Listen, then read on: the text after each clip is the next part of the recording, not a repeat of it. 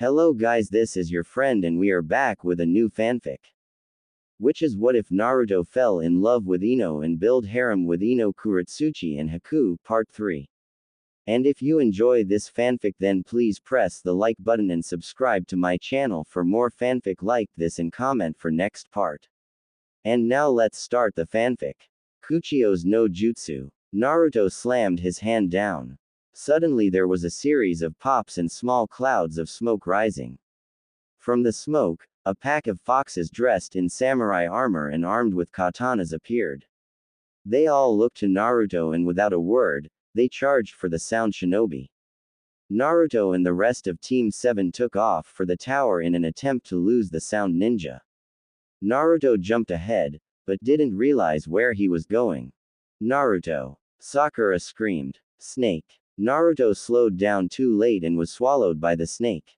Sasuke and Sakura stopped abruptly and started burning through hand seals.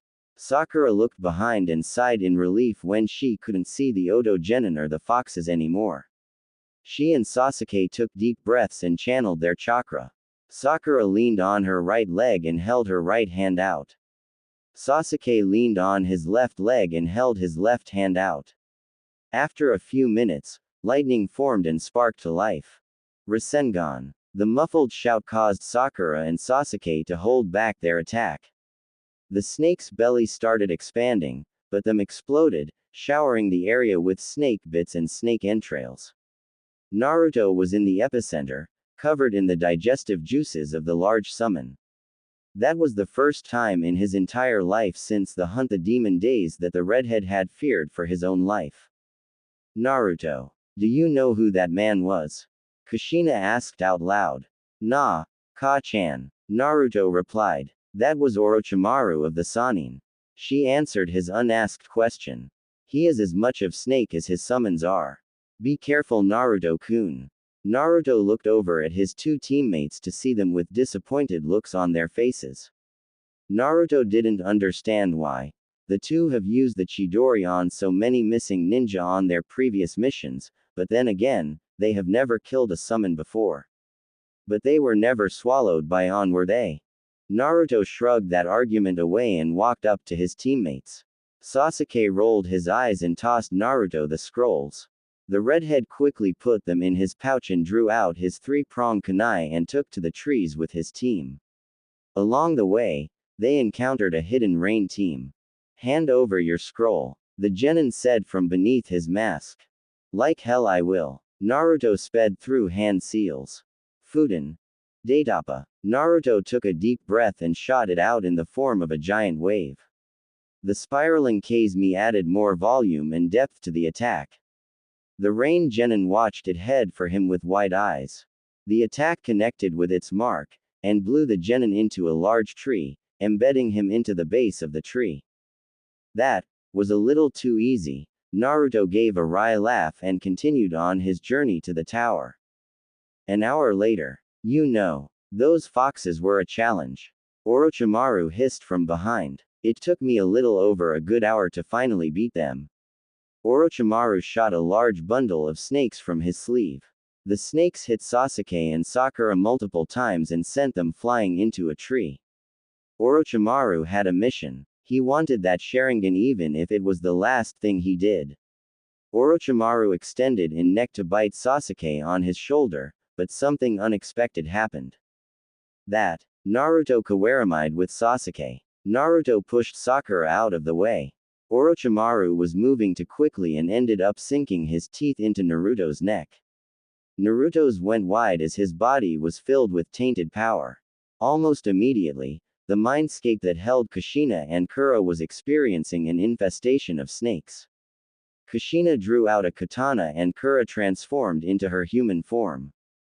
Back in the outside world, Orochimaru was actually fine with the change of plans. The Kazemi was the only dojutsu that could rival the Sharingan in power. He retracted his head and turned his attention to the other two genin, but he found that they were gone. Not only that, but he couldn't sense their presence. Orochimaru was surprised. It was either they were hiding their chakra, which was highly unlikely, or they were moving too fast to be sensed. Chidori. Sakura and Sasuke's voices sounded at the same time as two little children appeared at Orochimaru's sides, with their hands covered in lightning. It happened in a split second, and Orochimaru now had two hands embedding into his body. Both hands were drenched in his blood. Orochimaru coughed, but smiled at the genin and shed his body. Bastard! What have you done to me? Naruto was struggling to stand up straight. His Kazemi started spiraling to speeds unknown. Naruto, enraged, started shooting off multiple barrages of water, lightning and wind mixed together. The attacks were tearing through the forest, but each attack was dodged or blocked by the ever-evasive Sannin. Naruto suddenly collapsed and fell to his knees and passed out. Naruto. A few hours later, Team 7 was exhausted, and they were down a scroll since they had to give it up for easy passage. Sakura and Sasuke were down on chakra and Naruto was out. Naruto, on the other hand, though, was literally having an internal battle with himself, or rather for himself against foreign enemies that invaded his system. In his mindscape, Naruto-kun, Kushina screamed. She drew out a three-pronged kunai and hurled it through the air. The kunai sliced off the head of an attacking snake that Naruto missed. The redhead nodded his head and channeled his Kitsune Senjutsu chakra, turning his Rasengan blood red, instead of the normal blue. Naruto charged forward and shoved his Rasengan into the underbelly of a 20-foot-tall king cobra snake. The three have been fighting the snakes for what seemed to be days, when in reality it has only been an hour. Kura was in her nine-tailed fox mode and was battling against a 200-foot anaconda that had invaded the mindscape. Her tails quickly wrapped around the massive slithering monster and ripped it apart, but the strange thing about it was that every time Kura would cause damage to it, the snake would only multiply each half. Each half would split in half and each half of that half would grow back to its original size. Kushina was struggling by herself against an onslaught of snake clones. She really wished she had her swords right now. She held her katana out to her right side with the blade pointing outward. She channeled Charka to her feet and threw up a one-handed hand seal. Shunpo. She vanished and reappeared behind the snake clones. A second later, the clones exploded in blood, and fell apart. She ducked a snake's bite and kicked another clone in the throat. She jumped up and rammed her knee in its face and shoved her sword into its chest. 5 more snake clones formed and started charging for her. She let the sword go and back-flipped off of the dead clone and rammed her fist into one of the clone's jaws, sending it flying. Naruto went through a series of back flips and reached into his holsters and sent off barrage after barrage of kunai. Snakes and snake clones were torn apart, but he was close to running out. He activated the Kazemi and started channeling lightning and water together and sending vortex after vortex into the massive waves of snakes. It seemed that everything they did would only cause more and more snakes to come out from the massive seal on the wall.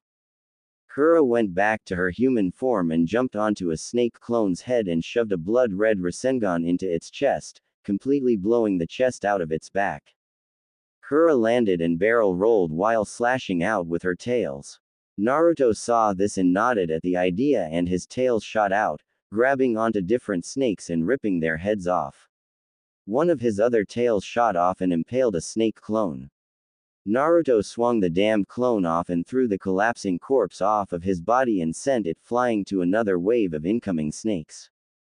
Kushina pushed her son out of the way and beheaded a 10-foot-long king cobra snake and kicked the head into another equally long snake. Kushina bent back to dodge an incoming dash from a python. Naruto and Kura turned around and both forced their Rasengan into the snake's head, vaporizing the snake's head into nothing. Kura grabbed Kushina with her tails and threw her up into the air. Haijutsu. Kuchio's no jutsu. Kushina spun in the air and a large series of seal matrices spread in midair. Suddenly a convocation of eagles shot from the massive white smoke blast. Almost immediately, the snakes were finally getting beaten back. Kushina landed on top of Kura's 9-tailed fox form. Kushina waited a moment to get her bearings straight and jumped off of the 9-tailed fox's head. As she landed, she cut off the head of a snake clone. Naruto jumped into the air with his tail swinging about. Something was different though. The boy had a Rasengan in each hand and there was a Rasengan in each tail tip. The only explanation was that he was holding them down with Senjutsu and he was maintaining them with the Kazemi. Naruto's target was a 50-foot-long boa constrictor. The snake didn't know what was coming. Naruto sent all 9 tails that had a Rasengan of normal blue color. The balls of chakra forced the snake's head down into the ground. As he descended, he forced more chakra into the 2 Rasengan in his hands and they grew to be a little over a meter in diameter. Naruto forced the 2 big ball Rasengans into the snake's head, disintegrating it at the molecular level. Naruto looked up to see the seal was still fabricating massive amounts of snakes. He sighed and looked to his mother. In the outside world, Sasuke had just left for some firewood, but hasn't returned and Sakura was getting worried. The forest was playing cruel tricks to her mind. She looked up to the sky to see that the sun was still up. She walked over to the sleeping Naruto. She was worried. The poor redhead had a ridiculous fever of over 150 degrees Fahrenheit. Sakura knelt down and placed a rag of water on his forehead to try and soothe the pain. She placed her hands on his chest and started channeling medical ninjutsu to calm his racing heartbeat. I hope you'll get better, Ni-san. Sakura sighed. She had no idea what Naruto was going through. She channeled more of her chakra to at least slow down his heart rate, but she ultimately stopped knowing full well that it was of no use. She shut her eyes and started meditating. After the C-rank missions started flowing for their team, Sakura got slightly religious and started praying for their team to whatever deity she could think of. At this current moment she was praying to the great goddess Amaterasu for her guidance. Sakura. A voice hissed from outside of the tree roots. The girl reached into her kunai pouch and drew out a kunai and walked out with a cautious pace. She eyed her surroundings nervously. She looked to see Sasuke beaten up and bloodied. His arms were wrapped around Ino's shoulder and Shikamaru's shoulder. Behind them Choji was carrying a large bundle of firewood. Ino and Shikamaru laid the Uchiha against the tree roots and Sakura went straight to work on her wounded boyfriend. Naruto. Ino gasped. Is he okay? Ino dropped down to Naruto's side and placed a hand on his forehead, but quickly retracted it. She blew on her hands and sped through a quick jutsu. Suiden. Bankai no jutsu. Water started from the wet cloth multiplied and a large bubble of water formed in Ino's hands. She used her chakra to continue to increase the amount of water and soon enough, she was able to wrap the bubble around Naruto's torso and legs. Everything but his head was inside of the water bubble. Raiden. Chiyu Habana no Jutsu, a spark of lightning spread throughout the water bubble. The electricity made his failing organs turn over and kick-start the body's normal systems. Behind them Shikamaru and Choji were making the fire spark to life. Then they heard it. 3 douchebag genin from the land of sound plopped out and looked at the 2 Konoha teams with a look on their faces. One was hunched over and looked reminiscent to a mummy, another was wearing a helmet that framed his face, and the last was a kunoichi that looked somewhat scared. Choji and Shikamaru got into fighting stances and drew kunai. Ino left Naruto to heal, leaving Sakura as the team medic to finish healing up Sasuke, who happened to be the strongest combat shinobi of the 6 present. Team 10 got into formation with Ino behind Shikamaru and Choji to the side. Ino sped through a series of quick hand seals. Rantan. Reiza Sakasu. Lasers shot out from her hands and channeled towards her targets. The Oto shinobi were about to dodge the attacks, but Shikamaru's shadows came out and bound each one to their spot. The 3 Oto shinobi smiled. The attacks hit, but they phased through each genin. They were bunchins. Suddenly, Shikamaru was blown back by an unknown force and was drilled through a tree. Choji was about to retaliate, but he was slashed in the face by an invisible blade. Choji! Sasuke shouted. She pushed Sakura off and activated his Sharingan and punched forward, knocking the girl from the tree she was hiding behind. Sasuke was pissed. Not only were his closest friends beaten like nothing, but his hopefully future sister-in-law Ino was in danger, and not only would that put Sasuke in a pit of undying despair, but Naruto would most undoubtedly kill him. Sasuke had little chakra left and was borderline chakra exhaustion. The mummy boy came around and lodged his metal gauntlet in Sasuke's chest, sending him back into the tree that housed Naruto's sleeping form. Naruto, wake up! Sasuke shouted out in pain. Naruto! Ino screamed. She jumped away when the helmet-wearing genin attacked. He had a large grin spread across his face. His hair was spiky and the strange thing about him was that he had a hole in the center of his palms. The boy focused chakra into the holes, and blades made from chakra formed and he started slashing for the beautiful blonde. Ino weaved in between each attack and sent a few strikes of taijutsu, each strike connecting without a hitch. Ino jumped back and lodged her fist into the genin's chin. She sped through some hand seals and used the last of her chakra before she completely depleted herself. She was able to save just enough to keep her afloat at least until help arrives. She finished the jutsu hand seals and slowly, a stream of water flowed from her mouth and built up in her hand like a sword. Suiten. Mizu Ken no Jutsu. The water sharpened and gained a thickness at where the blade was supposed to be. She shut her eyes and held the sword of water steady. Zaku came back around and sent a few blasts of chakra-enhanced wind blades. Ino jumped back after remembering what the blades could do after sparring with Naruto so much. But instead of the blades of wind aiming for kill hits, they were aimed for buttons and straps. Ino's eyes widened when she realized what he was aiming for. Soon enough Dosu, the mummy came out and hit her with a sound genjutsu. Ino was immobilized and Zaku shot off another blast cutting Ino's shirt clean off revealing her bra and bandages wrapping all around her torso. You bastards! Sakura sped through hand seals using up the last of her chakra. Doden. Doryuso no Jutsu. Spears of earth shot from around Sakura and shot straight for the perverted Odo shinobi. They easily dodged it since Sakura didn't have enough chakra to strengthen them enough. Dosu and Zaku walked up to Sakura and started wailing on her. Sasuke passed out not too long ago from his injuries and the fact that he had little to no chakra left. Ino was dazed from being nearly raped. Shikamaru and Choji were knocked out completely. In Naruto's mindscape, Udama Rasengan, Naruto jumped up into the air and destroyed the giant snake head that he was previously riding on. The snake exploded leaving Naruto to free fall towards the ground from nearly 300 feet in the air. As he started closing the distance between the ground and himself, an eagle summon came to the rescue and caught him just before he hit the ground. The eagle also took a few snakes with it to digest.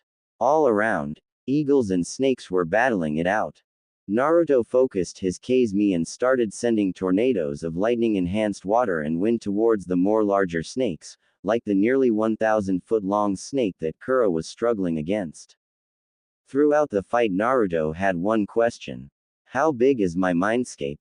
The eagle swooped down and dropped Naruto off next to his mom, who at this point, was drenched in snake entrails and blood, with no end in sight. Suddenly from the outside world there was a cry for help that sounded like Sasuke and Ino. Help! It was definitely Ino. Naruto felt his anger spike and his tail shot out and tore through a large group of mambas that had surrounded them. Naruto started channeling his Fox Senjutsu chakra to the point that it started overflowing. The chakra was so intense in heat that the snakes were starting to disintegrate. Naruto punched forward sending a ball of wind that was infused with bright red flames. Naruto's eyes suddenly changed.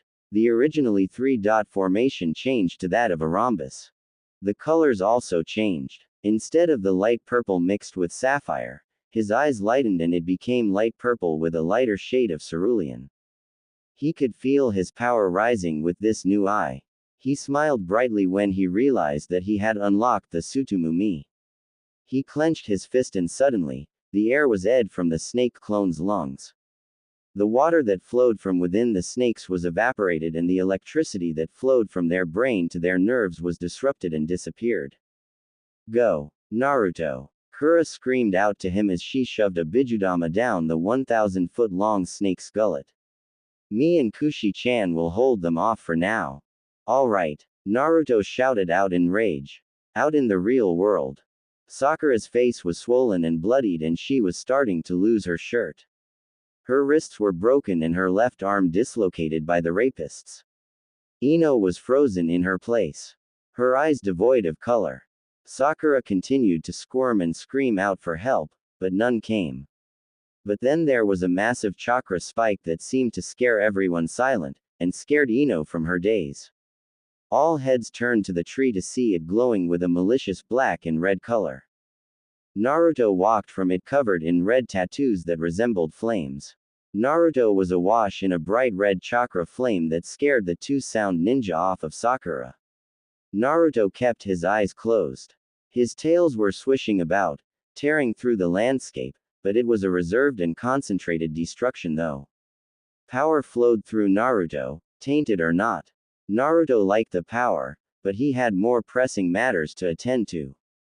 Sakura, Ino, Naruto said. He looked at them with his bangs covering his eyes from view. Did those pricks do this to you too? Naruto asked with a deep and demonic baritone to his voice. Ino ran to Sakura and nodded her head and went straight away to heal her best friend's face. Naruto turned his attention to the two in front of him. They both had wide grins on their faces, but they weren't willing to attack first. Feel the wrath of the Tsutomu. Naruto clenched his fists, ing the air from their lungs.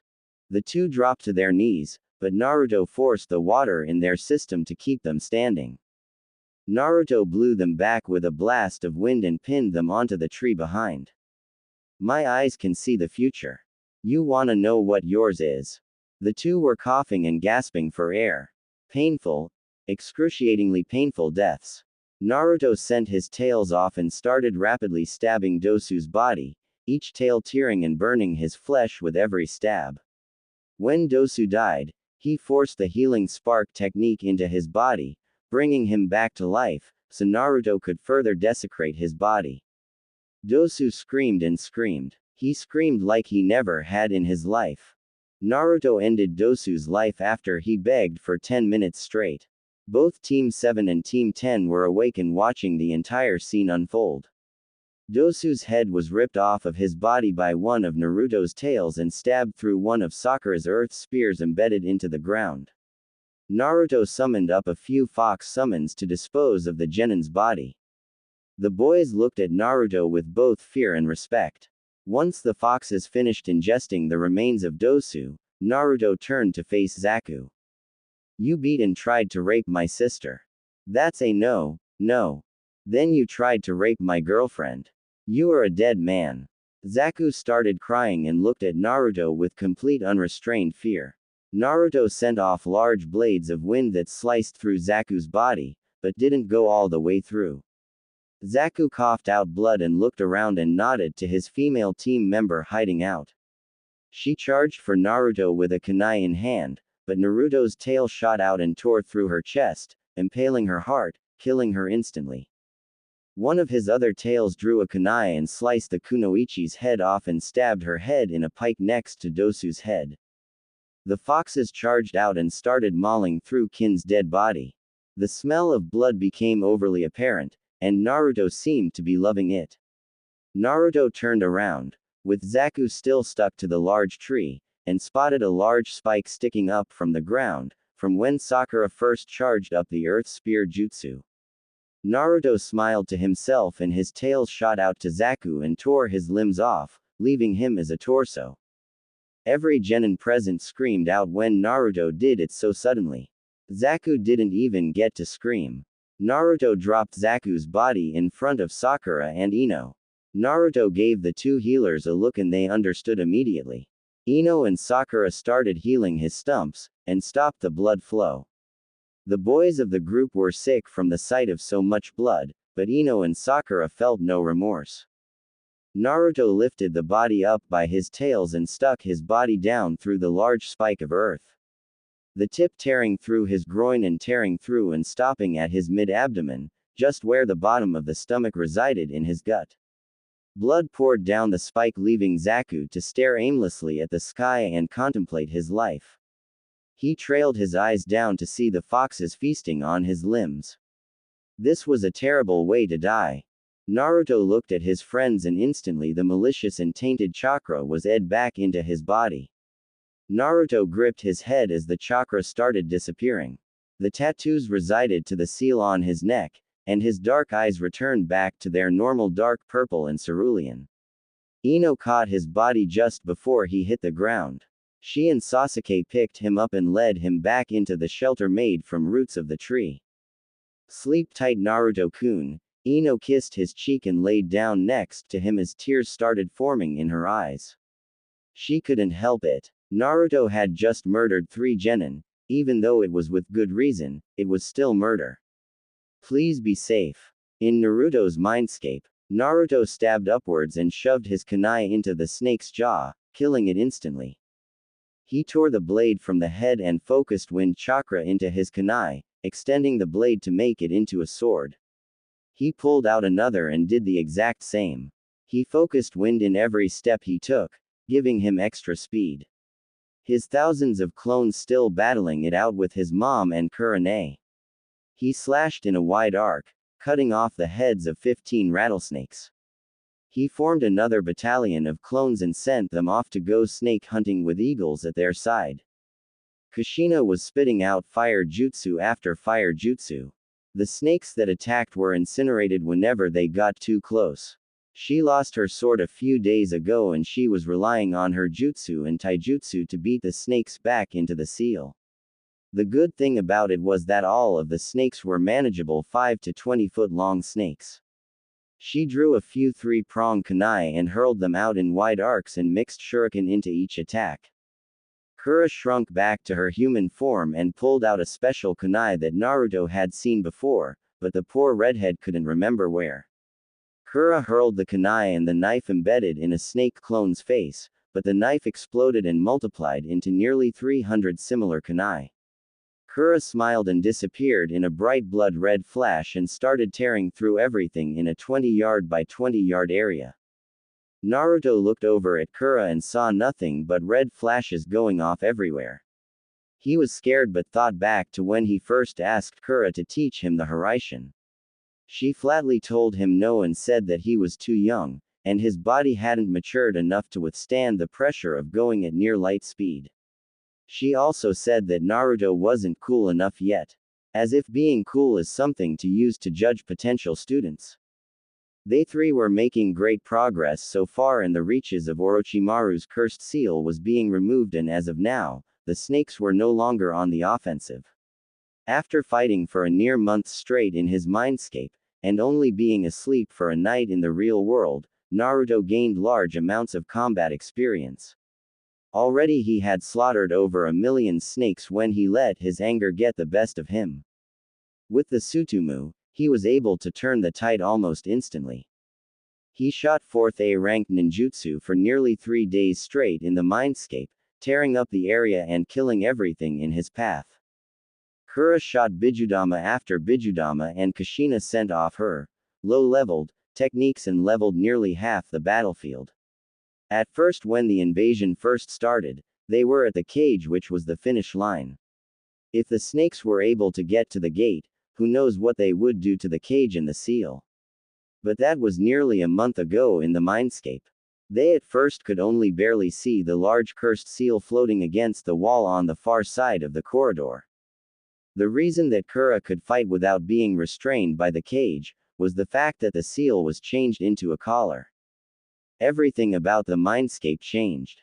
They were fighting in a large short-grassed plain with a jungle in the distance and large mountain with the cursed seal of heaven drawn across the mountainside. It was still barely visible and the 3 had over 200 miles to go. Each mile was infested with snakes and more snakes, since the cursed seal happened to be fabricating them in vast multitudes. They poured from the Tomo design of the seals and oozed out into the jungle below the mountainside. At first they thought it wouldn't be possible, but Kushina got smart and summoned her eagles, which happened to have a taste for snakes. So now, They could see the cursed seal radiating tainted energy, and its fabrication of snakes had slowed down. The forest was leveled completely, and the three started channeling their most powerful long-ranged attacks to override the cursed seal. Kura formed a Bijudama again, and Kushina formed hand seals, and Naruto's Tsutomu was spinning wildly. Kura shot the ball of mass destruction, Kushina sent a tsunami of fire, and Naruto shot off the largest storm he had ever concocted with the Tsutomu, causing his eyes to dry and start bleeding. The storm mixed with the tsunami of fire and turned the once powerful storm into an apocalyptic inferno.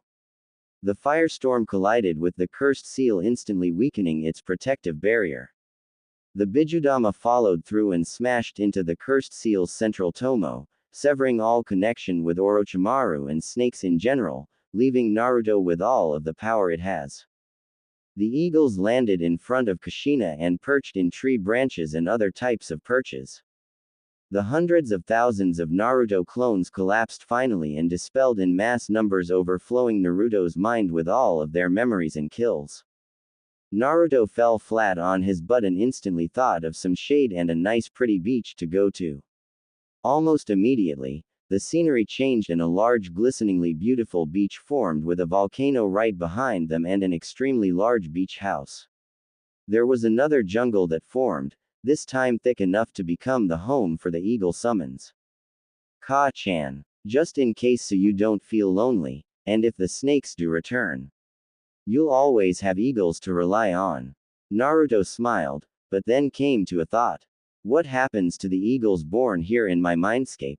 Are they a figment of my imagination, or are they creations within my mind from another source, which happens to be stuck in my mind, thus still a figment of my imagination? Shut up, Naruto-kun. You're confusing. Now go wake up. We've been fighting for so long. Kushina left Naruto and Kura followed suit. Eagles were flying about and building nests within the jungle biome. Naruto continued to lay on the sandy beach without a care. The wind felt nice and the warm beach water felt like heaven to his toes. As much as Naruto liked the almost limitless power that he was gifted, Naruto didn't want tainted power. He wanted that cursed seal gone. Out in the real world, nighttime had just fallen and the daybreak was calm and crisp. The team's male members had just returned after a successful hunt and were currently cooking the rabbits and other animals that they caught in their traps. Sakura and Ino were still tending to the fever-ridden Naruto. He was still out, but at least his temperature lowered to only 110 degrees. His cursed seal also couldn't stop changing, to the point that instead of it being black, the seal turned blood red, and then the entire seal dyed a dark purple, much like his eyes were. Sakura had regained her chakra overnight and formed a large mud wall that surrounded them, much like a fortress. For about 20 yards in every direction, there were traps and trip wires. All over the place, they made sure to leave no area unprotected. Explosive tags they found in Naruto's pouch were placed on trees and underground. They even attached them to kunai in the traps just in case they were tripped. Ino walked away from Naruto and sighed at his condition. They are only supposed to be in the forest for only 5 days, 1 day already passed. Even though it was highly productive at the start, Team 7 was knocked down many pegs and was down a scroll. Man, Naruto's voice sounded from beneath the tree. Everyone shot up and sped for Naruto. Hey, what happened? You did that. Everyone pointed at the savagely mutilated bodies of the 3 sound genin. You also kinda left those 3 behind. There were 3 5-tailed kitsune summons with purple and black fur. They weren't that large either, probably the size of a normal fox. They were sitting at his feet with happy expressions. Naruto tilted his head slightly in surprise and wondered why they were still here. Naruto sat up, expecting excruciating pain, but he felt nothing. Naruto shrugged and stood up and stretched. One of the foxes jumped at Naruto's side and started ing his hand. Everyone looked in confusion. The fox was, in reality, just an overgrown kit. The fox soon looked to the other 2 and they joined in. They liked the smell of Naruto apparently. The tails and the ears were also a dead giveaway. Naruto thought about it for a bit and dropped down in a meditative stance and channeled his nature chakra. He sensed the foxes doing the same. In Naruto's mindscape, the blonde opened his eyes to see his mother sitting in a beach chair and Kura playing with some of the foxes created in the jungle, which was weird, since foxes don't live in the jungle. Monkeys and tropical birds were going about through the beach and trees, leaving Kura with a lot to do. Naruto smiled at how peaceful it was and headed over to Kura with the 3 fox kits at his side. Kura-ne, I need you for something. Naruto called out. Suddenly Kura popped her beautiful face out of the water. Naruto's face faltered when Kura appeared to have a live fish in her mouth, while still in her human form. Kura apparently just doesn't give a. She hopped over to Naruto and smiled at him before spitting the fish from her mouth. Almost immediately, the foxes came out and started tearing through the fish. What is it, Naru-kun? Kura asked. She looked down and instantly got the message. The foxes looked at Kura with a weird expression and smiled like idiots. They channeled some senjutsu chakra and sat upright. Their bodies soon changed to reveal 3 girls just as old as Naruto with long flowing black and red hair with purple, regent kimonos. The katanas at their sides had elaborate designs of foxes swiveling around the scabbard and the handle was the open mouth of a fox. The cool thing about the katanas was that they were chokuto styled. In other words, straight-bladed katanas. Naruto blushed brightly when he realized that the 3 were extremely beautiful girls with wonderful hair. They turned to face Naruto and they each had whisker marks like he did. Their fox ears were purple and their 5 fox tails were purple with the tips black. To Naruto's surprise, their chests were actually well developed, but then again, they were fox summons that have probably been alive for centuries. Naruto was forced from his reverie and looked at the 3 kitsune. Their eyes were the same color, blood red. Naruto chuckled slightly and looked to Kura for an explanation. Well, Naruto-kun. Look at the kitsune that we have here. Kura smiled. The 3 girls turned and bowed to Kura. Yoko, the defender. The tallest on with the curly hair stood up and smiled. Seiko, the soldier. The middle with short hair looked up and nodded her head. And last, Fujika, the assassin. The last and shortest with the ponytail like Ino looked up and smiled brightly. Who are they, Kura-ne? Naruto asked. Naruto-sama. Yoko turned around and gave him a smile. We are here to protect you and each of your destined mates. What do you mean by mates, as in the plural form? Naruto choked. Naruto, I think you need to be told about something that happened in Wave and not too long ago on one of your C-ranked missions. Kushina said with a bright smile. What happened? Naruto asked. It just so happens that in Wave, while Naruto was knocked out, Haku apparently found some of his red hair and wrapped it around her wrist for good luck. Kushina went on to explain the red thread of fate deal to Naruto. Those who were tied by the red thread of fate were destined to be lovers. Kushina then went on to explain that on one of his missions with Team 10, when Naruto got extremely injured, Ino wrapped some of Naruto's hair that she found around her wrist and prayed for luck. Seeing as how there are 3, you will have 3 wives. Kushina said. TTT3. Naruto was breathless. Naru-sama. Seiko chose to speak up. The great elder fox said that you'd have 3 wives. She didn't say who the 3rd one would be, but she sent us to protect you and the 2 so far. But, Naruto's head hurt, which was made obvious by the raging volcano in the distance. Alright, wait, will you 3 be in human form, or will you be in fox form? Whichever you or your mates feel comfortable with. Fujika said with a bright smile. Out in the real world, Naruto and the 3 kits awoke from their meditation and had finished replenishing his chakra. The 3 foxes shot up and looked at the girls in front of him. Almost immediately, Fujika shot for Ino. The youngest kit jumped up and slung itself around Ino's neck. The blonde was surprised at first but got used to it after a while. Naruto popped his neck and stretched again. Alright, let's go. Naruto smiled to everyone. Let's head to that tower. Wait. Shikamaru grabbed Naruto with the cage mane. Your team is down a scroll. What? Naruto was flabbergasted. We had to give up one of our scrolls for safe passage yesterday. Sasuke grumbled. We were down on chakra and fighting strength.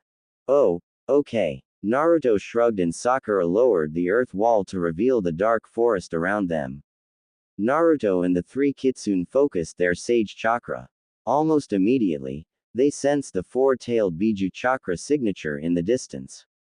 Naruto and the three kitsune jumped up and took to the trees. Naruto suddenly felt a crazy mishap in the senjutsu radar. Shit. Scatter. Suddenly a flurry of fireballs shot through the forest and collided with trees and branches. But the difference was that the balls didn't explode in flame like they normally would, but instead, the spheres melted into lava and ate through the trees. Naruto jumped ahead and sent a blast of wind at an incoming lava ball and cooled it down enough. But the ball of lava turned into a boulder that smashed into Naruto, sending him down to the ground, which happened to be 40 feet below him. Naruto-sama, Yoko shouted and sent her tails out. Her tails wrapped around Naruto's and grabbed her master up. She swung him around and softly lowered him onto a branch. Naruto focused wind in his feet and disappeared in a swift motion, leaving his teammates and comrades to dodge the non-stop hailstorm of lava balls. When Naruto reappeared, he was at the foot of a clearing. Yuten. Yoryu Dangan no Jutsu. The one with the four tails chakra shouted. The boy had red hair in a short ponytail, with the same shirt as Naruto did, except the fact that it was brown and maroon. The genin had the hit I ate for Iwagakure. This kid had black eyes and an angry look on his face. He sped through a few more hand seals. Yuten. Yugen Dan no Jutsu. His targets were two teams from Kiri and Suna. Naruto was suddenly hit with two other Biju signatures. Ikibi and the Sanbi. Naruto immediately knew who the Ikibi was and charged down to meet them. The two teams went for evasive actions and dodged the large lava dragon and the barrage of lava bullets. When Naruto landed, he sent a blast of wind, and instantly cooled the attack down. Naruto jumped forward and sent a high-leveled lightning jutsu at the Yanbi Jinchuriki, but he went through another set of hand seals. Yuten. Yugen Kabe no Jutsu. The Jinchuriki took a deep breath and regurgitated a large blast of lava. The lava built up to form a wall and easily protected him from the lightning attack. The redhead jumped up and landed at the top of the now super-cooled wall and threw a flurry of shuriken and kunai. The Kiri team split up, leaving a boy with silver hair and pink-purple eyes, and Gaara's team split off, leaving the Ikibi Jinchuriki. I can sense 3 Biju right now. The genin smiled from atop his wall. Ikibi, Sanbi, Kyuubi. All 3 genin below him looked in surprise. I am Rushi. No surname. Jinchuriki of the Yanbi. What are your names? The genin asked. Sabaku no Gaara. Jinchuriki of the Ikibi. Yagura. Jinchuriki of the Sanbi. I am Uzumaki Namikaze Naruto. Jinchuriki of the Kyuubi. Rushi jumped off the wall with a smile. From the trees, Yagura's teammate gasped and blushed. She looked down at her wrist and lightly touched the strand of red hair wrapped around it. I want to see how well I fare against you 3. Rushi charged forward and punched for Gaara, but the ultimate defense came into play and blocked Rushi's lava-charged attack, and blew him back. Naruto quickly followed up with a few kunai slashes as he chased after him. Rushi ducked and weaved each attack, but was caught off guard when Naruto bashed him in the chest with one of his tails. Naruto followed up and wrapped the tail around Rushi's torso and threw him over to Gaara. The Ikibi Jinchuriki sent his sand out and caught the redhead and got ready to crush him. But the sand started melting. Gaara's eyes were wide and Yagura jumped back and drew out his pole arm. He spun it around and surprisingly, water built up at the hook tip. Yagura swung around once again and smashed the water into Rushi's lava. But the water suddenly sizzled and disappeared. Gaara pulled back his sand and stared with wide eyes. Rushi was hunched over. His skin seemed to be made from lava. Flames were shooting off of his body in ridiculous amounts. Rushi smiled like a maniac and suddenly a large tail sprouted from behind. The other three Jinchuriki jumped back and got into defensive stances. Naruto drew out two three-prong kunai and his Kitsune guardians suddenly popped up next to him. Gaara had his ultimate defense ready and Yagura had water already building up at the tip of his pole arm. Rushi! A feminine shout resounded from the forest. Calm down. Don't get carried away. Yeah, we don't want this to get too out of hand. Another shout came. Naruto looked to see a burly Iwa shinobi and a beautiful short-haired Iwa kunoichi. She raised an eyebrow at the four Jinchuriki and laid her eyes on Naruto. She walked up to Rushi, pat him on the shoulder and walked up to the three in front of her. She sighed and reached into her pouch. But before she could pull out whatever she was reaching for, a flurry of kunai and shuriken were embedded at her feet. All eyes instantly shot up to see the rest of Team 7 and Team 10 on tree branches. They all jumped down and got into defensive positions. Give up your scroll. Sasuke narrowed his eyes as the Sharingan came to life. The rest of Yagura's and Gaara's teams came out from the forest and everyone drew their weapons. Sasuke and Sakura brightened when they saw a familiar face among Yagura's team. But there was something much more important at hand. The black-haired girl chuckled nervously and sighed. The name's Kurotsuchi. Which scrolls do you need, Uchiha-san? She replied politely. Earth. Everyone loosened up. Oh, all right. Here. She pulled out an earth scroll and tossed it to the Uchiha. I mean, you guys no harm. If you were able to make it here this quickly already, then that means that you guys are really good. Well then, Naruto said. He was about to say something else, but he was tackled in a flurry of wavy and curly hair. His side was black, but his nose was barraged with a familiar scent. Something he knew he'd never forget. Snow. He felt the lips touch his and instantly he knew who it was. Completely forgetting about the other teams watching intently, Naruto didn't even fight back against the kiss. Suddenly, color came back and he came to see Ino's face. So I'm guessing that you're Ino. Haku said with a smile. I'm Haku. Why you're Haku? Ino was mentally freaking out. No one told me that she was this beautiful. And what kind of perfume does she wear? It's like she rolls around in snow. She looked to see some red on Haku's wrist that seemed annoyingly similar to the hair wrapped around her own wrist. Ino's eyebrow ticked slightly but took a deep breath to allow Haku to explain.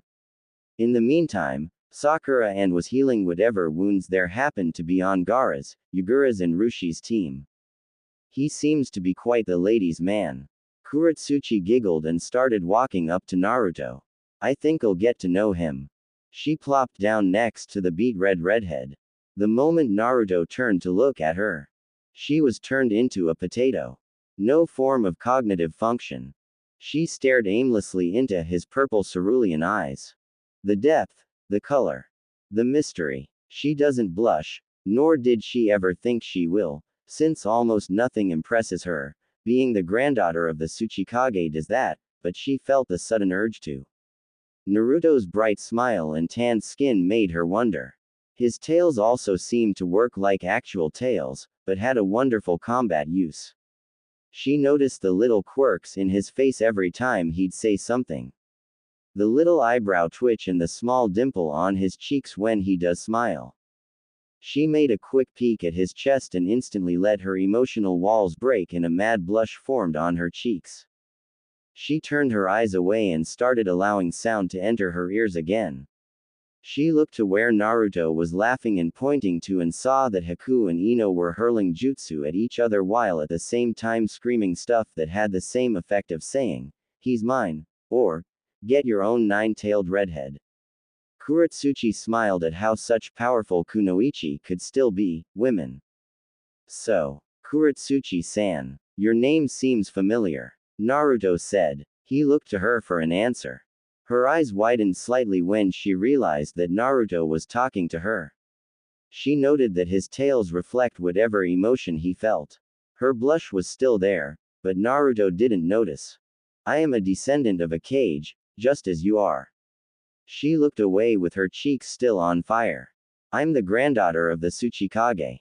T. Tsuchikage. Naruto choked. L like Unoki the fence-sitter Tsuchikage. Yup. Kurotsuchi beamed. I know. I'm surprised that the old man is still alive too. I mean, Naruto couldn't help but to chuckle at her remark.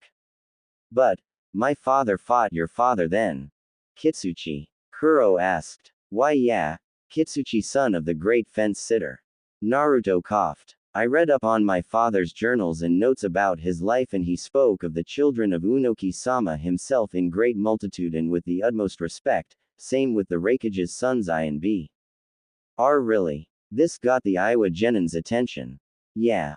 Naruto replied. My father didn't want to fight any of you. He in truth wanted to end the war as quickly as possible, but there were so many people opposed to his ideal of peace. So he, by order of the village and the alliance at the time, had to use his most powerful jutsu to fight. He wrote in his personal journals about how he was amazed at the tenacity of Iwagakure and their strong-willed shinobi. The three Iowa Genin smiled at that. He went on to say that he was stupefied by the speed of Kumo and their specialized wolf summons. So, all of the bedtime stories of the terrifying Namikaze Minato were false. Rushi and Akatsuchi asked. Of course. Naruto said. My father actually loved Iwagakure and Kumogakure. My clan, the Namikaze, originated from the Land of Lightning before it was even called the Land of Lightning. The Iowa Genin suddenly felt a great wave of guilt wash over them. Rushi more than the other two. Not only that, but my dad thinks that Unoki's dust release is, and I quote, badass as. Naruto laughed when he saw Kurotsuchi's smile spread wide. Your dad seems like a swell guy. Kuro replied. Suddenly the all-out spar between the two girls trying to court Naruto ended abruptly and they stopped to glare at the Iowa Kunoichi talking to Naruto.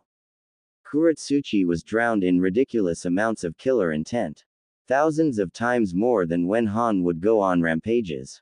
She shrunk and slid away from Naruto.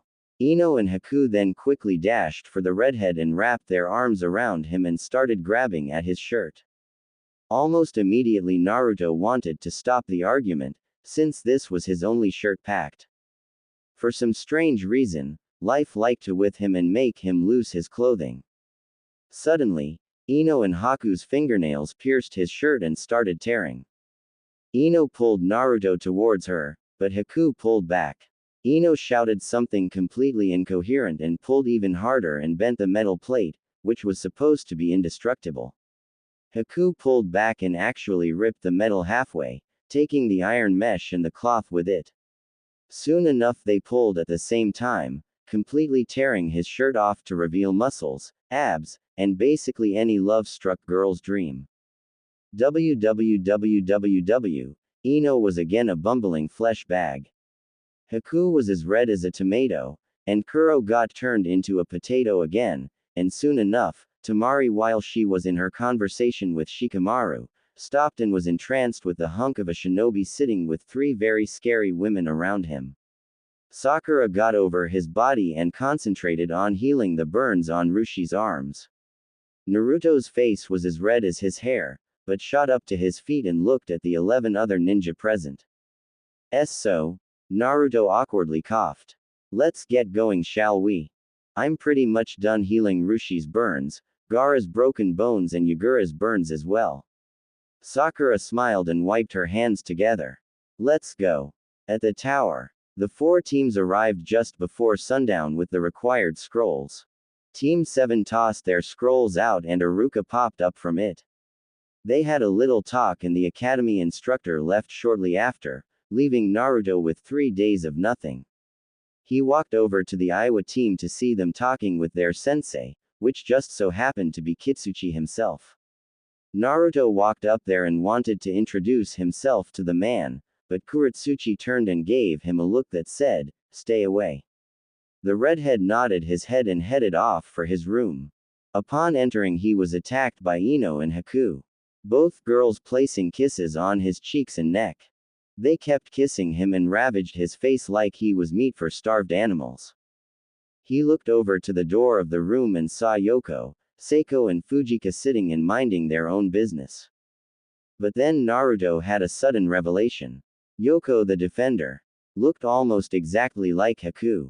He started seeing images of Haku's style of fighting and realized that Yoko was to represent Haku. Seiko the soldier looked like kurotsuchi. He had a flashback and realized the type of skills Iwa Shinobi had and found that it was highly appropriate for her to have Seiko. Finally was Fujika the assassin. He read up on Yamanaka fighting styles and strategies. They were perfect assassins and made perfect use with their mind transfer techniques. Naruto's eyes widened when he realized who his future wives were going to be. Holy shit! Naruto let himself get devoured by his lovable girlfriend and sort of girlfriend. A few hours later, Naruto was awoken by the sound knocking. Naruto sat up from his bed and smiled, remembering that his lovers left the room an hour ago.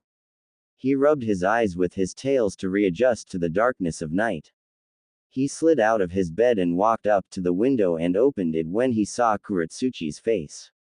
She sighed in relief and hopped into his room. She had a distraught face. "What's wrong, Kuro-chan?" Naruto asked. That made it even harder for her to tell him. She took a deep breath and looked at Naruto with teary eyes. She never cries, nor does she ever care for others, but this random kid had done that to her. The toughest kunoichi in all of Iwa never felt emotions like these. Her heart pounded when she looked at him. She sighed and grabbed Naruto in for a hug, surprising him and her, when she realized how buff he actually was. "I have something to tell you." Kurotsuchi took another deep breath. "Iwa, Oto and Kumo are working together to invade Konoha during the finals, and their main target is me." Naruto replied, causing Kurotsuchi to pale. "I have the Tsutomu me. I can see the future." He tapped his face to exaggerate the point. I'm sorry." Kurotsuchi turned her back to Naruto, but she was grabbed by his tails and turned to face him. Her face had a soft tint of blush. I was sent to kill you. Stuttering doesn't suit you," Naruto said with a smirk. "And I know. Remember, I can see the future." "Why yeah." Kurotsuchi blushed deeper when she took in his scent. She smiled when the moonlight glistened off of his well-toned body.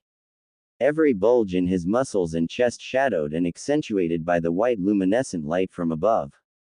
A cold breeze blew in from the open window. Kurotsuchi shivered and was brought closer to the redhead. She was instantly heated by his natural warmth. She blushed even harder. "I'm supposed to be a lava release user. I'm supposed to have high body heat. What is going on with me?" It was silent between them for the longest time. Naruto looked around while still keeping his would-be assassin warm. He found that the time was only 12 a.m. There was another breeze that came in, and this time it brought a lot of other objects, such as smoke from an explosion that went off in the forest and some flowers, which somehow got carried by the wind. Naruto, being the boyfriend of a florist, he knew that this specific type of flower wouldn't get carried by wind like that. It was as if Kami was breaking the laws of physics for something spontaneous to happen. "I'll close the window." Naruto chuckled and shut it tightly, but he felt a slight tug at one of his tails and turned around to face the only other occupant of the room. She had a bright smile on her face and a blush that followed after. She pointed up at the ceiling with a sly smile adorning her lips. Naruto was confused but then looked up to see that the flower was actually perfectly lodged between the ceiling tiles of his room. Logic 0. Fate 1. It seems that a Hanakotoba flower has found itself stuck above us. Kurotsuchi smiled strangely. Strange, since these flowers are grown exclusively in the land of rock. Logic 0. Fate 2. I know what they mean, Naruto said with a growing blush. My girlfriend, the blonde one with Rantan, she's a florist, she told me all about that flower, it seems we have to kiss. Logic 0. Fate 3. What are we waiting for? Kurotsuchi asked suggestively as she wrapped her arms around Naruto's neck and stood on her tippy toes. Logic 1. Fate. 1,000,000 and infinity. Their lips touched and instantly they started making out like maniacs. Kurotsuchi's heart was rising to speeds unknown. Her first kiss was taken by her enemy and newest friend. Soon enough Naruto's tails wrapped affectionately around her back and held her closer to him. She didn't want to hold back and apparently Naruto couldn't hold back. Their tongues battled and fought for dominance. They didn't realize it but, the flower suddenly disappeared. Logic. 1. Fate. Everything. The next morning, Naruto and Kurotsuchi awoke in complete surprise. Kurotsuchi was missing a shirt and Naruto was still shirtless. His hair was messy and Kurotsuchi had love bites on her neck and arms. Naruto had a huge, Iwa hiki, which apparently was a normal hiki imbued with lava. The highest form of attraction for a lava-release shinobi or kunoichi to bestow upon another. Kurotsuchi was surprised that she even went that far. It was basically marking the receiver as your chosen mate since the mark was permanent. The Iwa hiki was on Naruto's neck, in the most visible of places. It took a good 10 minutes for them to realize where they were, but then the events of what happened the night before came rushing in, and immediately the two's faces were bright red. Naruto's eyes bulged from his head and Kurotsuchi became a twitching mess. She looked around for her shirt and quickly threw it on. She looked at the time and paled. Naruto tried to fix his state of dress and help Kurotsuchi look somewhat better than what she looked already. It was so awkward in that room. But after a few minutes there was a call for Naruto's name and it sounded like both Haku and Ino. Both Naruto and Kurotsuchi froze in their tracks. She was still putting on her shinobi boots, and Naruto was still trying to find her Hitai-8. The door opened to reveal Haku and Ino standing there with blank expressions. Naruto's heart stopped and he immediately paled invisible. Color was non-existent in the young boy, and Kurotsuchi was faring no better. What's going on here Naru-kun? Ino asked while trying to hide the obvious hurt in her voice. Tears were already forming in her eyes. Both Naruto and Kurotsuchi jumped at the chance to explain. A few hours later, Naruto was lying in his bed with an ice pack on his face formed thanks to Haku. The black-haired beauty laid Naruto's head on her lap while she nursed his bruised temples. Kurotsuchi was lying in his left arm while she tracing her fingers in the troughs between his abs with an aloof expression. In Naruto's other arm was Ino with an apologetic smile on her face as she healed his chest of broken bones. Not too long ago, Naruto had just finished the explanation of what happened the night before and then went on to explain to the three kunoichi of different villages what his three kitsune companions represented. The three foxes then went on to show off their human forms, surprising the three kunoichi present with how they looked. Haku smiled at her kitsune and commended the hair. Ino smiled and liked the makeup used by hers and Kurotsuchi liked how badass hers looked. After it all Naruto knew that there was still tension. He took it upon himself and told the three girls that if there was any hard feelings that were felt between each other that they should take their frustration out on him. Naruto regretted that choice, but knew that he had to be a man and take it. Kurotsuchi and Ino went first and sent powerful haymakers into his chest, breaking 3 ribs instantly. Haku went after and kicked him in the gut. This went on for quite some time, but then here they were. Happy together and quiet. Naruto took a deep breath and shut his beating eyes. Haku sighed and pressed the ice pack a little harder and soon enough broke into a small song. Kurotsuchi soon joined in and Ino followed around the chorus. The three had amazing singing voices and kept Naruto in a melodic daze, completely forgetting his bruises and broken bones.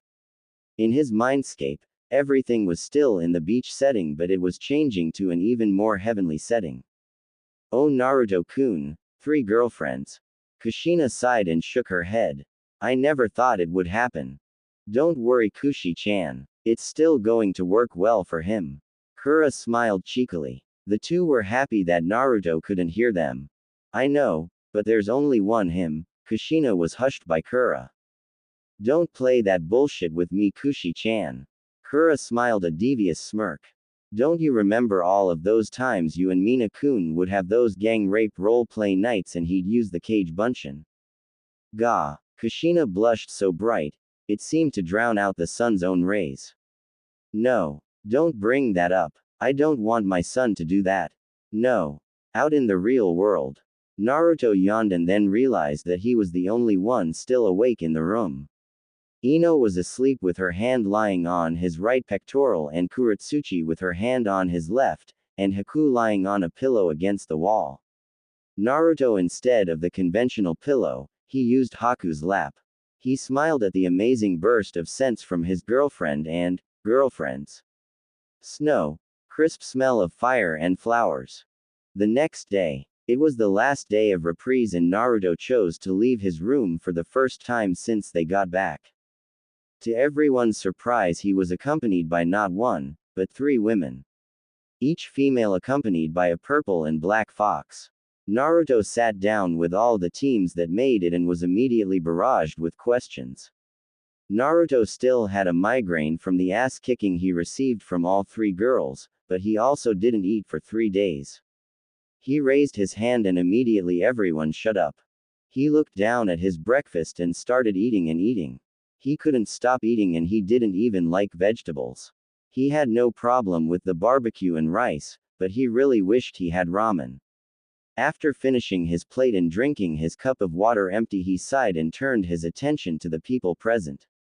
He nodded his head and immediately, the questions started flying.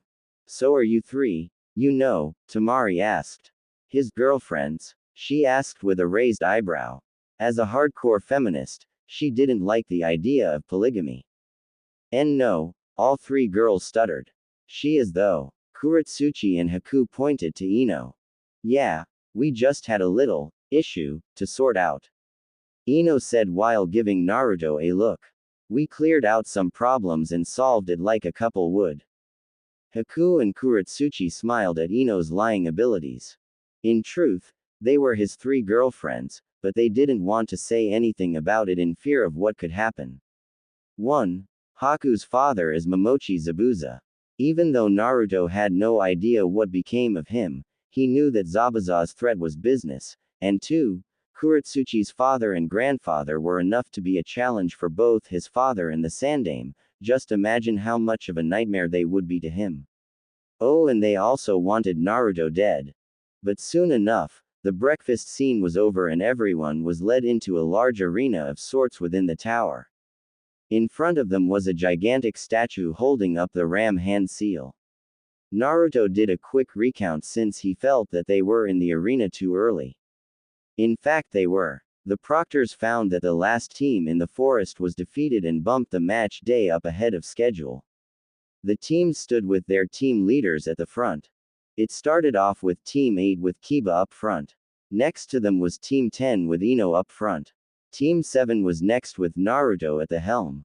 Gaara was next to him, then Yagura, Rushi, Neji, and at the far end was a blonde-haired girl that had the Nibi's chakra signature radiating within her.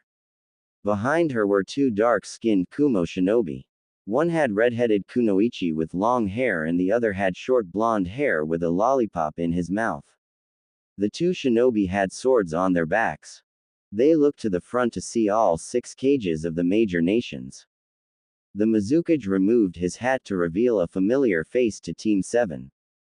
All 3 beamed smiles at the man.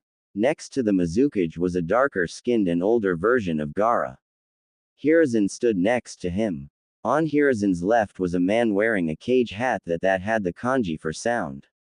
Next to the apparent Otokage, was Unoki floating like a badass and finally ending with the 3rd Raikage in all of his powerful imposing figure. The giant lightning bolt-shaped scar on his chest scared a few of the not-so-educated genin. Alright, the proctor took a few moments to cough. Since there are too many of you here, we will have to hold a preliminary match, the man coughed again. Wait, Uzumaki Namikaze-san. Why aren't you wearing a shirt? Long story, it got ripped up and it was my last shirt, Naruto replied sheepishly. All eyes went to him. The kunoichi present took the time to giggle and blush, but quickly looked back to the cage. Unoki was taken aback by his granddaughter's actions and hoped that she wasn't tempted by the Namikaze's appearance.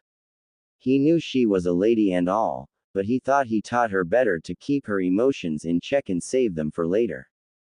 Oh, okay, do you need a shirt? The proctor asked. Naruto quickly replied with a shake of his head. Why? Just like his father. The third Raikage mentally grumbled.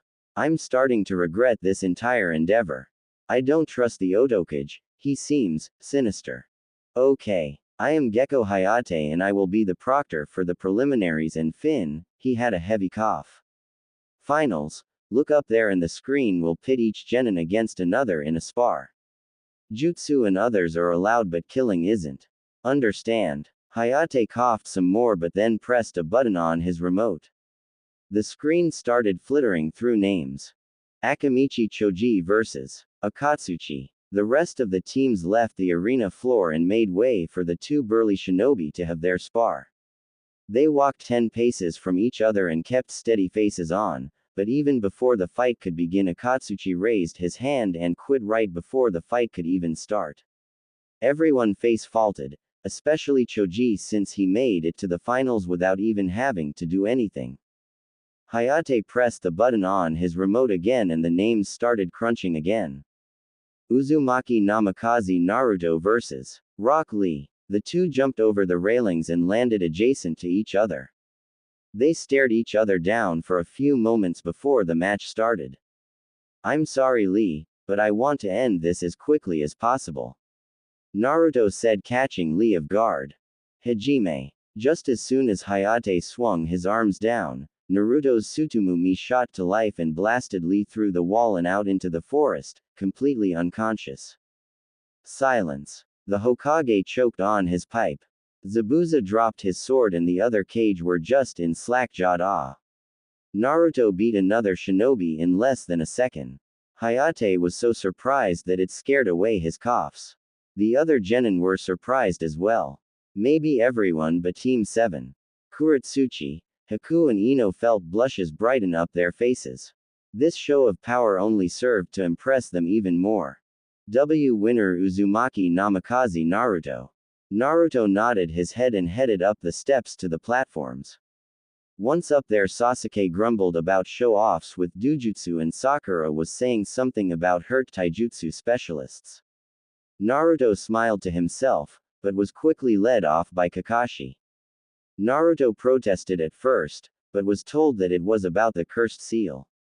Immediately, the two went off to find that Jiraiya had just entered the tower and was looking for them. Naruto, come here. Jiraiya looked for an empty room and led the two into it.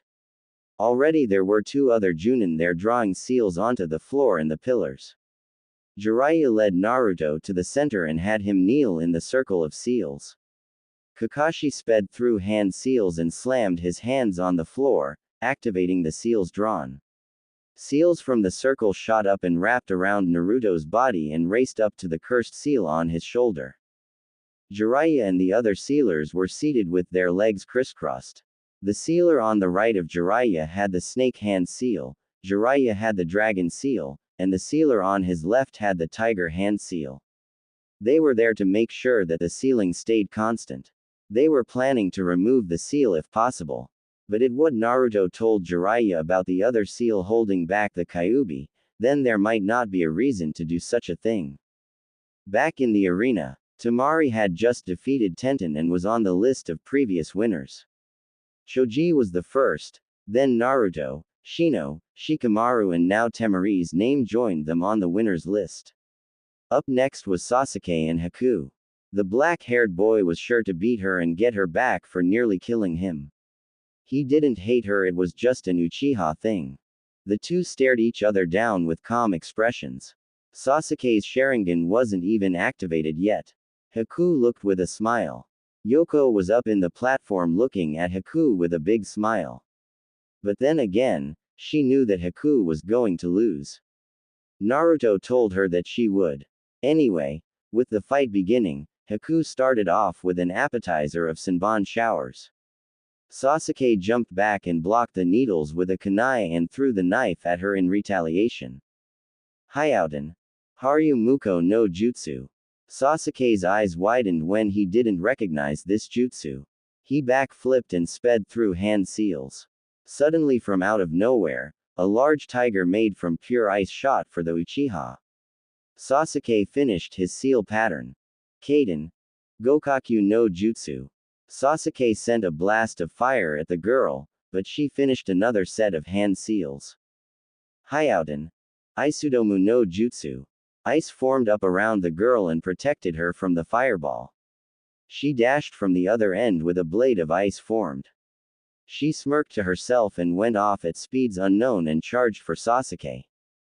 Control of ice without water nearby, she must have a Kekkei Genkai. Doesn't she? Mizukage Dono. Hiruzen asked. She has two actually. Ice release of the Yuki clan and swift release. Zabuza replied. That is how she moves so quickly. Interesting. The Kazekage piped. Back with the fight, Sasuke bent back to dodge a chest swipe from the ice sword. But just as he dodged, two ice crystal mirrors formed and almost immediately, he was pelted with Senbon. He looked back to Haku with a smirk and jumped back into the air. It seems that I won't be playing around anymore. Sasuke's Sharingan glared to life. He sped through hand seals and finished the pattern almost as quickly as he started. Kaden. Hausenka no Jutsu. Haku's eyes widened and she jumped back and weaved her way in between each ball of fire. Sasuke took this as the time to close the distance and take Haku down. The girl was confused by the heat, and had little time to react to Sasuke's barrages of kicks and punches. Haku was hit in the cheek by Sasuke's foot and sent hurtling for the wall, unconscious. Winner. Uchiha Sasuke. Medics came rushing in and left with Haku on a stretcher. Sasuke sighed and walked back to the stands with Sakura. The names started rushing through and stopped quickly. Haruno Sakura vs. Yamanaka Ino. Immediately everyone got silent. The two most powerful genin kunoichi of Konoha were about to go at it. Sakura and Ino hopped over the railings much to Hayate's annoyance. I mean, can't they just take the stairs like normal people? He waited for the girls to get situated and ready. He raised his hands and gave each girl a look. Hajime. Ranton. Reiza Sakasu. Sakura was amazed at Ino's speed with the jutsu. Ranton. The third Raikage was stupefied. But, wait, she is of the Yamanaka clan, I am really starting to regret this invasion. Ranton Unoki observed the fight. A large explosion went off and Sakura quickly sent off a large earth wave at Ino. Seems that Konoha is full of surprises. I'm not one to regret decisions, but I don't want to kill off shinobi and kunoichi with this much potential. First the Namikaze, and now the Yamanaka, this is too much to think about. Doden. Doryuden no Jutsu. Sakura front flipped and a large dragon made from earth shot up and started shooting off blasts of energy at Ino. The girl sped through hand signs and started replicating the melting ice to form more water from her chakra. Sweden. Suire Kage no Jutsu. The water shot up and formed a thick wall. The blasts hit but were doused immediately. Sakura's eyes widened when she saw Ino's hand seals. She could vividly remember the last time the girl did that jutsu. Sweden. Nami no Suiraku no Jutsu. The water wall started changing its shape and sped towards Sakura. The attack connected and obliterated her earth dragon and sent the pink-haired girl into the wall behind. Ino sped through another set of hand seals and mouthed, "I'm sorry," to her best friend. Raiden. Ekatai Shindo. The spark shot from Ino's fingertips and combined with the large amount of water that surrounded Sakura and electrocuted the poor pink head into unconsciousness. Ino went ahead to collapse too but forced herself to stand back up. She was low on chakra again and was struggling to stay standing. Hayate came down and checked Sakura and nodded his head to the cage and other proctors that Sakura was indeed still alive. Ino smiled and fell back down to her knees when she was named the winner. Up in the stands, Rushi was observing the fights, but he found himself thinking about the entire invasion. He looked up and found that Kurotsuchi was fighting some no-name Kiri shinobi. He shook his head knowing the outcome immediately. He was brought back to his thinking and looked over his shoulder at his fellow Jinchuriki, the Nibi girl. He didn't want her or any of his Jinchuriki brethren get hurt, nor did he want to kill innocent civilians to get to the last, at least last fertile, namikaze. It didn't help that the boy was such a kind person. Before Rushi could continue his thoughts, Kitsuchi pulled him away and gave him a look. It was an unreadable look, but Rushi didn't question his teacher and looked back to the arena. The blonde-haired Nibi girl was standing in the center going up against the dog boy from Konoha. The two jumped up and screamed out, "Yatsuga!" and spun like little tornadoes and crashed and smashed wildly while still trying to take the blonde girl down. It looked like they won, but when the smoke cover dropped it came to reveal Yugito holding Kiba and Akamaru by their heads. She dropped them with little care and headed back up to the stands. Rushi shrugged and let his mind wander while the other rounds went by. Yugura annihilated Karui, the redhead from Kumo. Omoi defeated Kankuro by pure unaltered luck. Gaara went up against one of the Hyuga present and wrapped him in his sand and forced the white-eyed boy to surrender. Once Gaara won, Rushi did a quick look at all the winners. Akamichi Choji, Uzumaki Namikaze Naruto, Aburame Shino, Nara Shikamaru, Sabaku no Tamari, Uchiha Sasuke, Yamanaka Ino, Kurotsuchi, Ni Yugito, Yugura, Omoi and now Gaara. Rushi jumped over the side knowing full well that he'd have to fight now seeing as how he was the last one. Hinata calmly walked down the steps of the stands and faced Rushi. She shivered slightly, but activated her Byakugan. Her eyes widened when she saw the great power of the Yonbi festering within him. Rushi sighed and waited for Hayate to signal the start of the match. Hajime. Rushi charged forward with a fist covered in lava. Hinata gasped but got her footing fixed. Rushi punched, but was blocked by Hinata's wrist. She sent an open palm strike and bashed the boy on his chest sending him back a few feet. Rushi jumped up and sent an axe kick down onto her, but she sent an air palm at the boy, keeping him at a distance. The redhead sighed but charged forward anyway. He sent a right hook, but Hinata ducked and bashed his chin. She spun on the heel of her right foot and sent another palm strike to his gut. Rushi hunched over but recuperated quickly. Hinata palmed his chin again and punched his chest, sending chakra into his system, shutting off his chakra points. To a surprise, Kitsuchi was under a genjutsu placed on him by Orochimaru. The poor Junin had no idea what he was doing at the time, but he placed a seal on Rushi's Jinchuriki seal that allowed him to lose control of his sanity and in the process lose control of his Biju. Kitsuchi threw up the ram hand seal and activated the seal. Almost immediately Hinata noticed the change and was about to call an end to the fight, but she was punched in the chest by Rushi. What is he doing? Kurotsuchi gasped with wide eyes. This wasn't part of the plan. Rushi picked her up and threw her against the ground. No one noticed this, but Rushi's eyes were dilated and devoid of pupils. He had no control of his body and it seemed that he was nothing but a puppet. Kitsuchi was still under the genjutsu and smiled like the Otokage did beneath his mask. Rushi raised his fist and rammed it into Hinata's gut. She spit forth a large amount of blood, terrifying everyone present. Rushi had a blank expression on his face as he continued to wail on the poor girl. But then a sandy tail shot out and Kurotsuchi jumped down. Hayate and the other Junin stepped in to stop the raging genin. What's wrong with you? The black-haired girl pushed her teammate, but she was quickly backhanded by Rushi. Immediately afterwards, Haku and Ino got ready to defend Kuro. The Iowa girl sped through hand seals that Zabuza knew quite well and quickly stepped in. Unoki was deeply pissed that his granddaughter was slapped like that. Something was definitely wrong with the plan now. How dare you hit me like that? Kurotsuchi growled. All men except for Kitsuchi, Rushi and Unoki backed away from the Iowa kunoichi. Who the do you think you are, Rushi? Calm down, Kuro. Unoki said, trying to calm the situation down. We will sort this out later. Rushi, I am disappointed in you. The redhead looked away but didn't say a thing. Soon enough Naruto showed up, completely unaware of what happened. His tail suddenly tensed and he looked at the bloody form of Hinata lying on the floor. He looked to see everyone ready to attack Rushi. He was slowly piecing everything together, but when he saw the red mark on Kurotsuchi's cheek his anger spiked.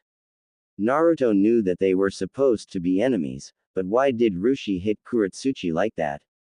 Hey! Naruto shouted as he walked up to the large group of genin. I swear. Naruto. Hiruzen said sternly. Calm down. Reserve your emotions for later. I have no choice but to name Rushi as the winner of the match. Hayate sighed. Now that the preliminaries are over with 12 winners, you will all have to choose a number from the hat and say the numbers out loud starting with whomever gets number 1. After everyone reached into the hat, they started the countdown. Akamichi Choji, 1. Yagura, 2. Yamanaka Ino, 3. Kurotsuchi, 4. The girl looked over at Ino and gave a small nod. Omoi, 5. Sabaku no Gara, 6. Uchiha Sasuke, 7. Aburame Shino, 8. Nara Shikamaru, 9. Sabaku no Tamari, 10. Ni Yugito, 11. Rushi, 12. Uzumaki Namikaze Naruto, 13. So, the first 5 matches will be normal one-on-one matches. The final will be a free-for-all match between Ni Yugito, Rushi, and Uzumaki Namikaze Naruto. Hayate nodded his head to Hiruzen, still trying to get used to having no coughing fits. Now then, the finals will take place in 1 month. Hiruzen said, I advise that you take this time to train rather than sit around and do nothing. Good luck all of you. See you at the finals. The month passed quickly. During such time, everyone crunched in as much training as possible. Naruto also happened to have disappeared for the month time with Jiraiya. They went to the land of the foxes and Naruto trained his sage mode there and at Mount Myoboku. The kid was a sage of 2 different summoning clans. He had 3 types of summons under his control. Foxes, toads and eagles, thanks to his mother. Naruto was also in search of the ultimate summoning, the dragon. The boy during his free time from senjutsu training, he trained his Tsutomu to the point that Jiraiya worried about the kid's eyesight. Naruto had also mastered the Rasengan, but for other variants that the kid wished to make, required both senjutsu chakra, which Naruto constantly called upon, and the Tsutomu to form. Naruto in this time created 3 new variants of the Rasengan, the official Udama Rasengan, the incomplete Fuden, Rasenshuriken and the kid's growing favorite, the incomplete Fuden, Rasenbakuden or in other words, the spiraling bomb. He had to settle for wind release since he didn't have storm release like he planned to use it for. Naruto also grew taller by an inch or 2 and changed his outfit completely. He now had on a short-sleeved, maroon and collar-less houri with red triangles at the bottom of the cloak. Naruto wore a black and dark orange jacket underneath. The right half of the jacket was black and the left half was orange. His pants were black baggy shinobi pants and he wore black shinobi sandals. His Hitai was also changed and had the same plate that Jiraiya had. The strap, of course, was orange. On his back were 3 scrolls. 2 were small while the central scroll was huge. The scroll on top read Washi. The central read Gamma, and the bottom read Kitsune. Naruto's hair grew out and he had a small Jiraiya ponytail growing. His bangs were definitely longer much like his father's, and his face was leaner like how his father's was when he was Naruto's age. Naruto also added specialized kunai holsters for his 3-prong kunai since they were too big for the standard issue kunai holsters. Naruto's physical strength also increased exponentially. His muscles were bigger and more defined than before.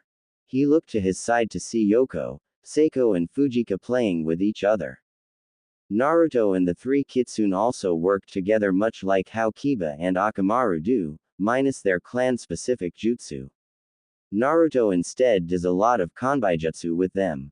With his companions with him, they were like a full team fighting together. Another amazing thing was that the foxes could freely change from their human form and into their fox form. When they entered their human form, they were dressed in samurai armor and had katanas strapped to their sides. Yoko could do earth and water jutsu without hand seals and was quick to draw her sword for a quick parry or defense if need be. Seiko was a stamina freak and chakra maniac and was able to keep fighting for quite some time with wind, lightning and fire jutsu. Seiko wasn't called the soldier for nothing. She not only had 2 swords but she had 5 more for each tail. Because she has 5, each tail can weave each element to her advantage. And finally Fujika. She could not only use lightning techniques for quick takedowns and backstabs, but she could make herself turn invisible to the eye.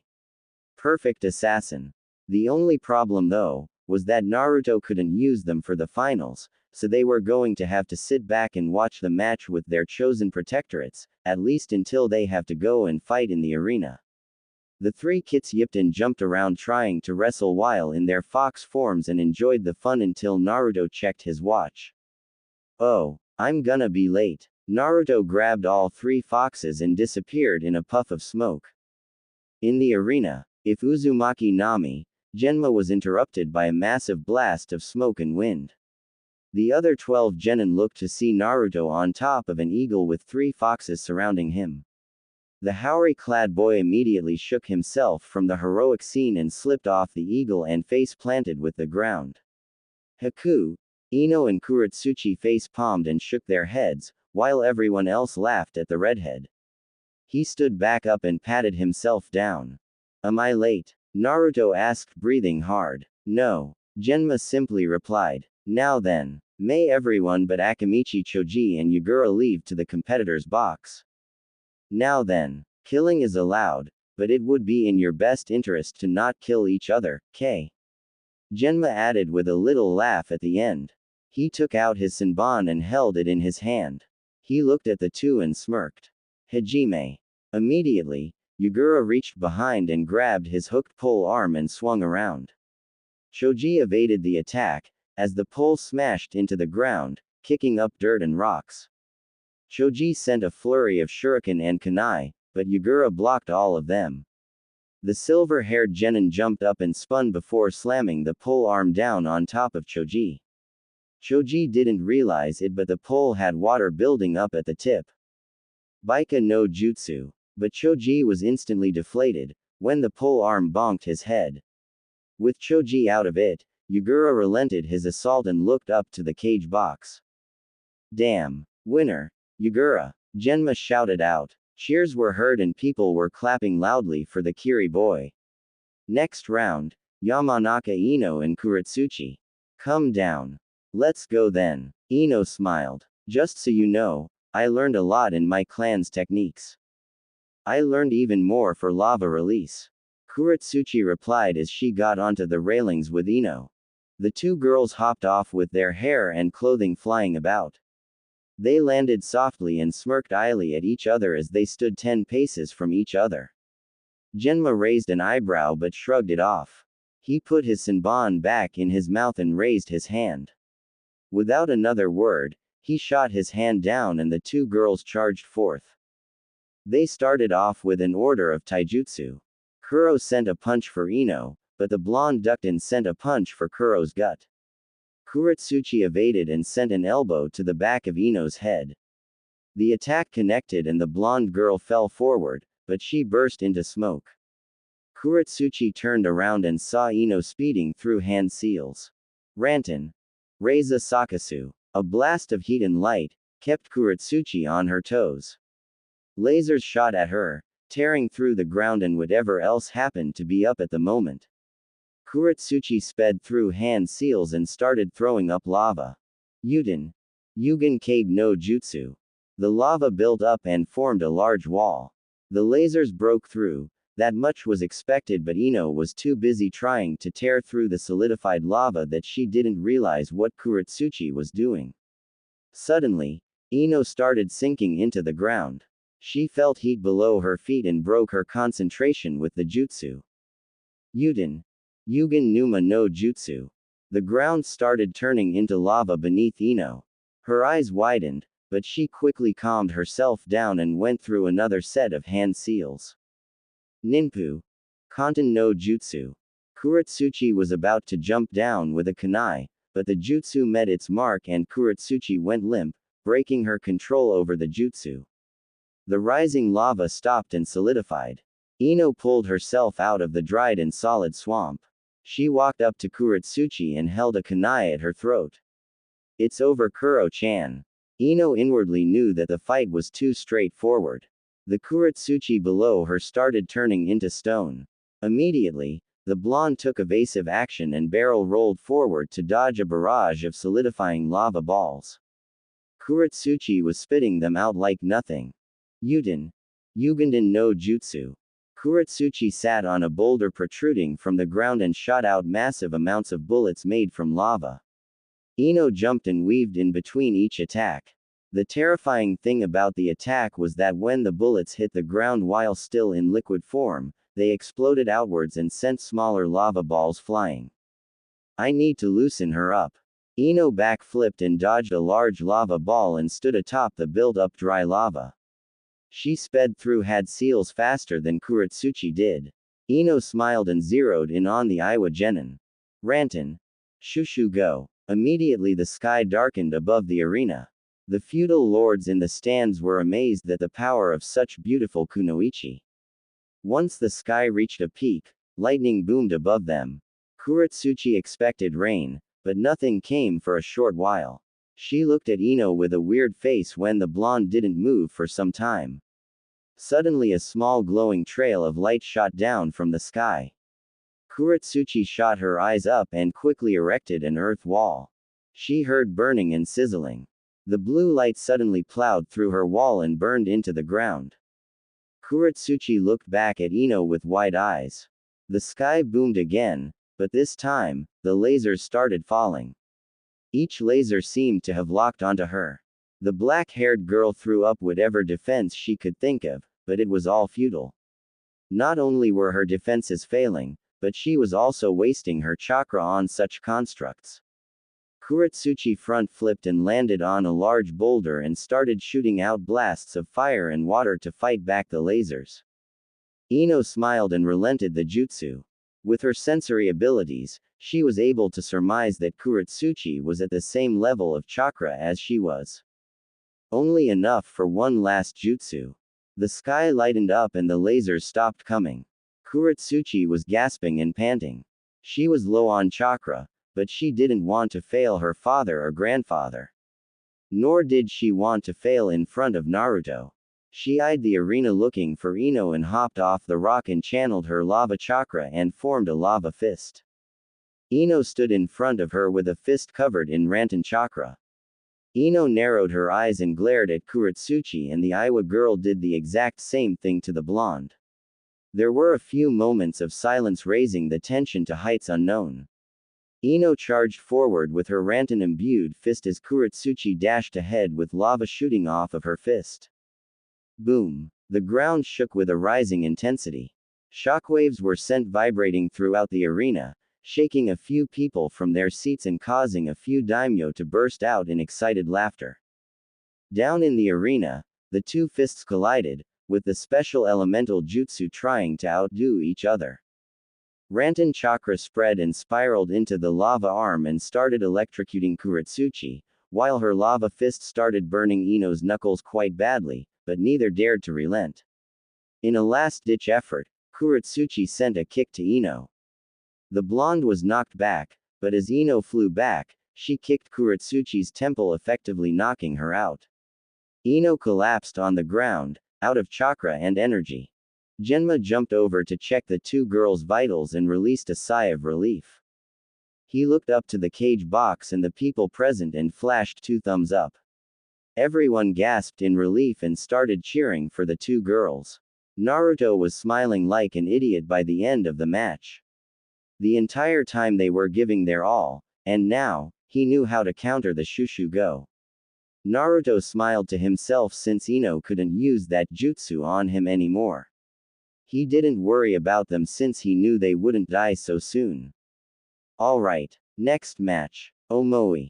Gaara. Come down. Genma called out, deigning from using flashy entrances since he feared of wasting too much chakra on flashy entrances could cause him to lose, but somehow he was able to connect that to an invasion of aliens. Gaara, on the other hand, chose to shunshin using his sand, and quickly got to the arena floor below. The Ikibi Jinchuriki waited patiently, seeing as how he has all the time in the world. After nearly 3 minutes, Omoi made it to the arena and sighed in defeat. Ready? Genma asked. Ready. After receiving 2 nods, he threw his hands down and jumped back. Hajime. Gaara wasted no time and shot his sand tendrils out to grab Omoi, but the Kumo shinobi dodged the attacks easily. Gaara then did something he has never done before, it even surprised his father.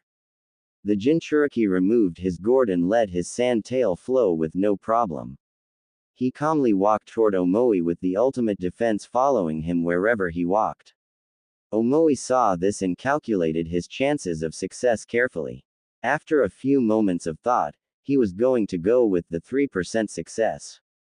He charged forward with his hand on the handle of his katana. Gaara sighed and let the attack hit its mark, but the sand of the ultimate defense shot up and took the hit instead of Gaara himself. Omoi's eyes went wide, and he quickly retracted his blade and back flipped away, making sure that he didn't land in sand or around it. He looked back up and found that Gaara was nowhere to be found.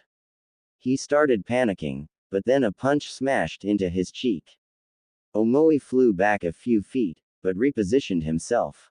Gaara had a different look on his face. He held out his hands and formed a naginata from pure sand. I asked my father for some of his gold dust, Gaara started. I mixed it into the sand and now, my spear is perfect. Gaara charged forward with waves of sand helping him close the distance. The redhead lunged forward with the spear, not expecting it to hit its mark, and was blocked by Omoi's katana. The strange thing about the katana was that it was glowing with lightning chakra.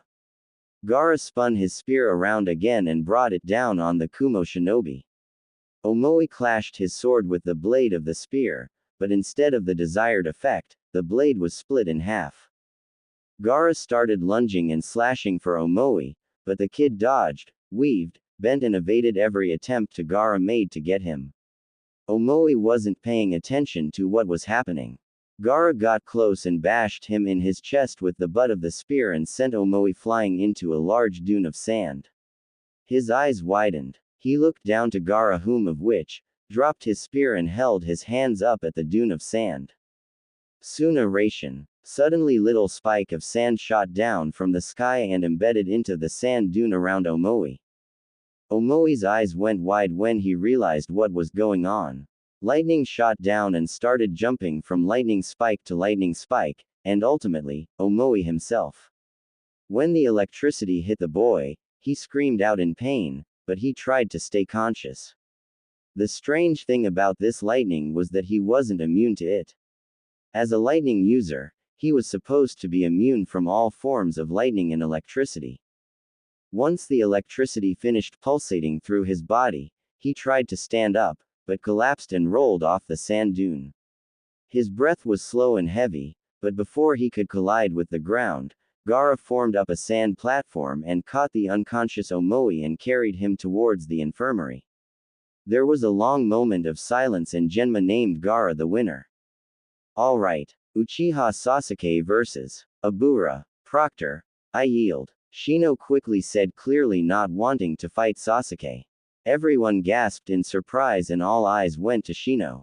He merely stated the fact that it would be highly illogical to fight against Sasuke, especially since he was a close-quarters powerhouse that would beat him with little to no problem. Shino sighed and looked away.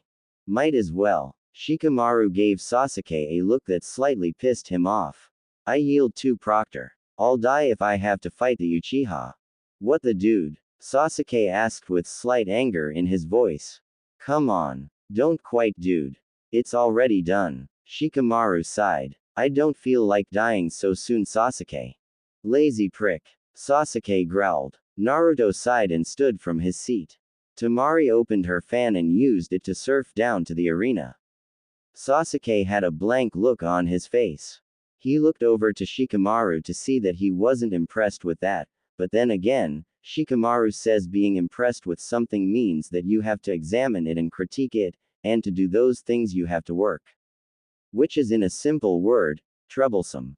Sasuke jumped over the railing and landed silently in front of Temari. From what the Uchiha was able to discern from her fight in the preliminaries, she was highly proficient in wind jutsu. He could only assume that she got better. He took a deep breath and nodded his head. Nothing but fire jutsu. He learned that when Naruto got in a pattern with his Kazemi, the redhead would just send wave after wave after wave of wind at the Uchiha. Sasuke at the time was confident with his lightning release and would send out lightning strikes, but the wind would beat it back, leaving Sasuke to use his fire techniques. Let's just say, it was majestic. Hajime. Temari swung her fan open and sent a large blast of wind at Sasuke. The Uchiha shut his eyes and activated the Sharingan. Much to everyone's surprise, he had 3 tomo in each eye instead of just 2. Naruto's face brightened and he turned to Kakashi. The silver-haired Junin nodded his head slightly at Naruto and smiled back. Down in the arena, Sasuke sped forward with speed close to Haku's when she'd use swift release. Sasuke evaded the wave of wind with no problem and sent a few shuriken as a distraction. She sent a blast of wind to blow the projectiles off course, and succeeded. She realized something though. Sasuke was nowhere to be found. The Uchiha was hiding behind one of the many dried lava constructs still standing from the previous fights. Sasuke threw up the familiar cross-hand seal and 10 clones formed. They knew the plan and they scattered to different boulders. One of the Sasuke clones was filled with more chakra than the others and charged out with a big smile on his face. The clone looked at Temari and taunted her, causing her to chase after him with her fan. The Uchiha clone led her in between the rocks and boulders and dried lava. Immediately everyone knew how this was going to end. People's hearts were beating. They were excited. Temari coughed up with the Uchiha and swung her fan down onto his head. But when she realized where she was, the remaining Sasukes came out and sped through hand seals. Kaden. Gokaku no Jutsu.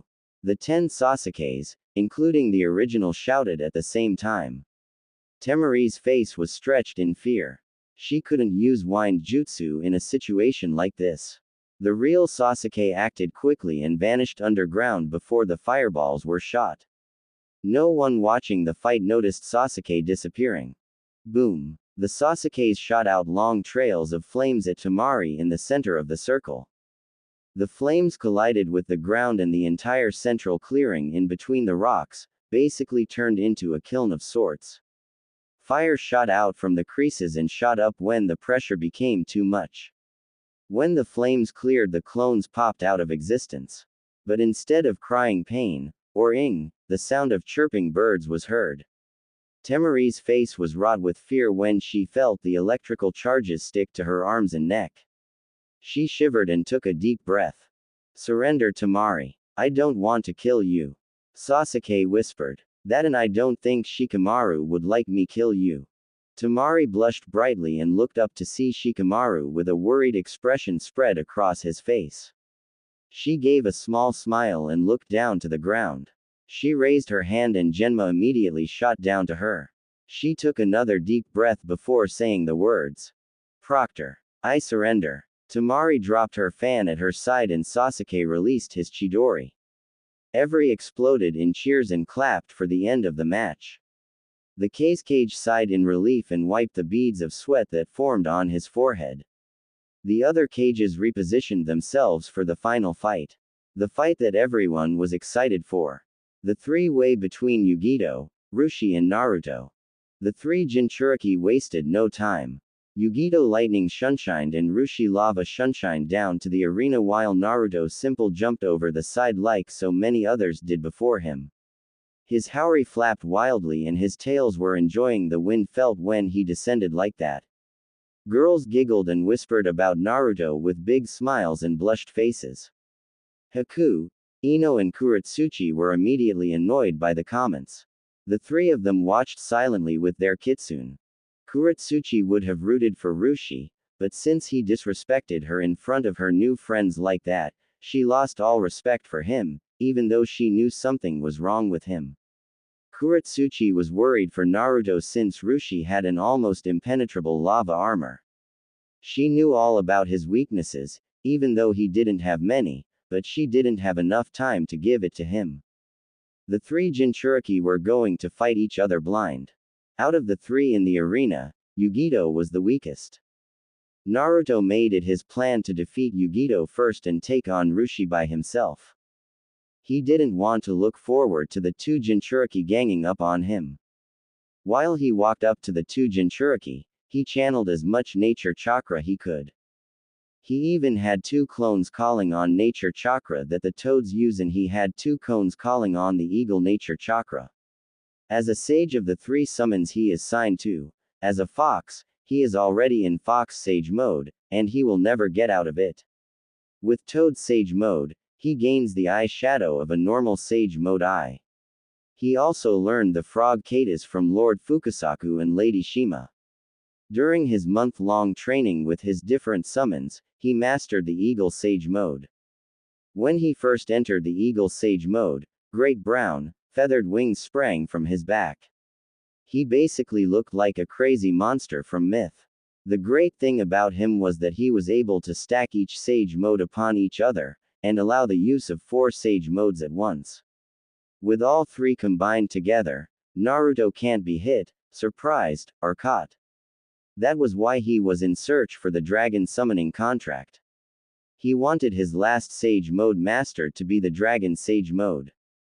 A problem with eagle sage mode was that one had to use a constant and concentrated flow of wind chakra to keep the user floating. As they stay levitated, they are able to get the type of nature chakra found only in the sky.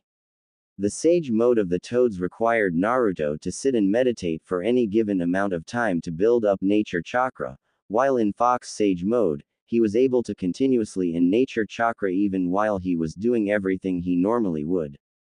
Ready? Genma asked. All three genin nodded their heads. Hajime. Yugito and Rushi shot back. Rushi sat down behind a dried lava column hidden from sight, but not from Hinata's. She kept watch on his chakra flow. Suddenly, the flow was greatly disturbed, and the dark power within him started washing out his normal chakra. Hinata looked surprised and looked up at the cage box after following the chakra trail. She narrowed her eyes at the Otokage whom had a hidden ram seal beneath his cloak. She looked back to see Rushi's facial expression changed. Hey, guys, Hinata whispered to her friends. Everyone looked at her. Come on, we should go to the competitor's box, it's really important. She was followed by a large group of genin, as they ran up to the competitor's box. She knocked on the door and it opened to reveal Kurotsuchi. Hinata walked in with the rest of the genin that participated in the preliminaries. They had looks of confusion but walked in anyway. Hinata took a deep breath and went on to explain her hunch. Down in the arena, Fuden. Hiryu no Jutsu. A large invisible dragon shot towards Yugito, whom of which had a hard time dodging the constant blasts of wind and high-leveled jutsu being hurled at her. Naruto wasn't even concentrating on Rushi. Every attack sent at the Kyuubi container, Naruto dodged it and slapped it back at Rushi with one of his tails. Yugito was sweating bullets when Naruto channeled a large wave of red chakra. He sped forward and rammed his fist into the girl's gut. He pulled his arm back and sent a roundhouse kick into her chest, knocking her down into the ground. People gasped and groaned in pain from seeing the drop kick connect. Yugito was a coughing mess for a bit, but Naruto used his tails and wrapped them around her and threw her into a wall, knocking her out for the rest of the fight. Naruto turned his attention at Rushi, whom of which had a maniacal smirk spread wide across his face. Rushi sped through hand seals. Yuden. Shikugaryugen no Jutsu. Rushi took a deep breath and shot out large lava bullets, but the bullets cooled slightly and formed large rocks covered in bright red and yellow flames. Naruto sped past each one, evading and weaving in between each rock as it passed by him. Naruto shunshined behind him and had a glowing ball of spiraling goodness. Rasengan. Naruto rammed the ball into Rushi's back, sending him flying off into a dried lava structure. He jumped forward and started speeding through hand seals. Up in the competitor's box, Hinata had just finished explaining what she was able to piece together by looking at Rushi's chakra signature.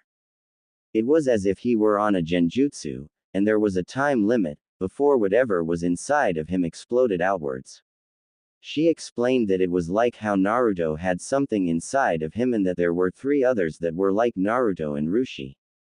The difference was that 3 of the Jinchuriki were at peace with their Biju, while the other 2 seemed to be struggling for power, especially since the blonde girl got knocked out, her inner power was spiraling out of control.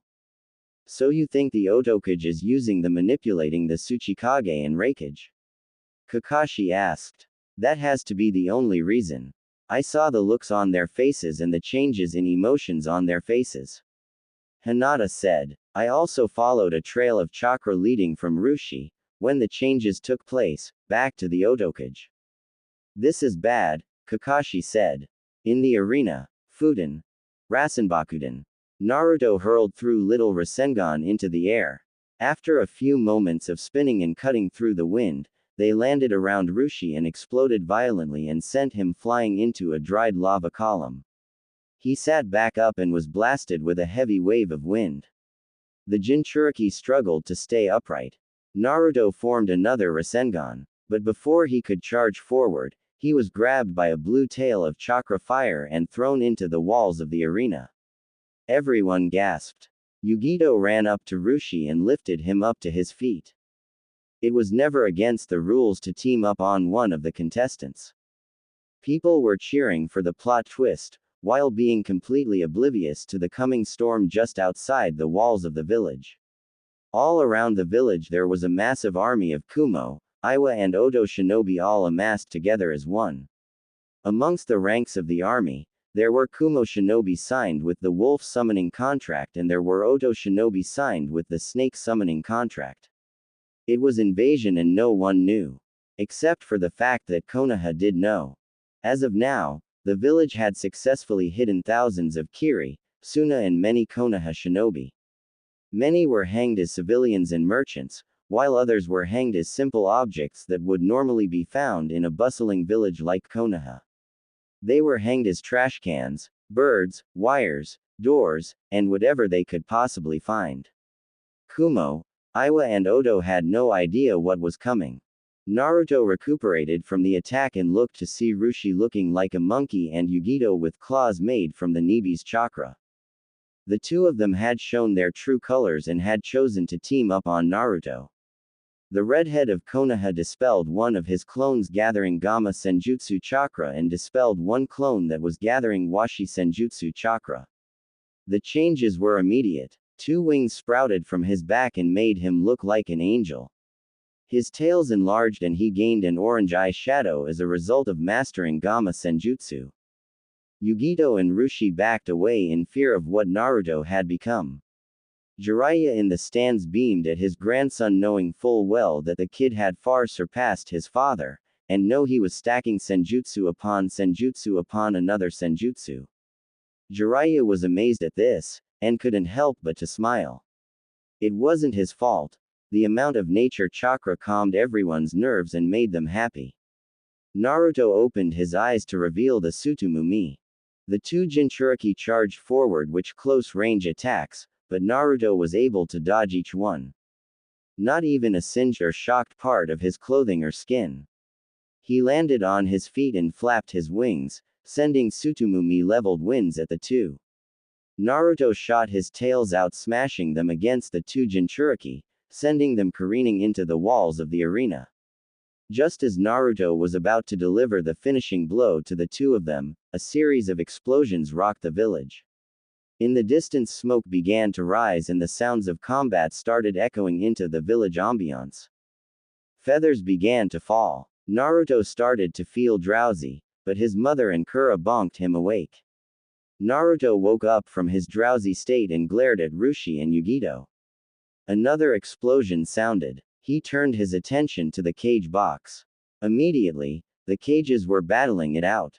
In the cage box. It ends here. The Namikaze name will be no more. Both the third Raikage and Tsuchikage shouted. The Otokage removed his robes to reveal Orochimaru in his combat armor. As well as Konoha.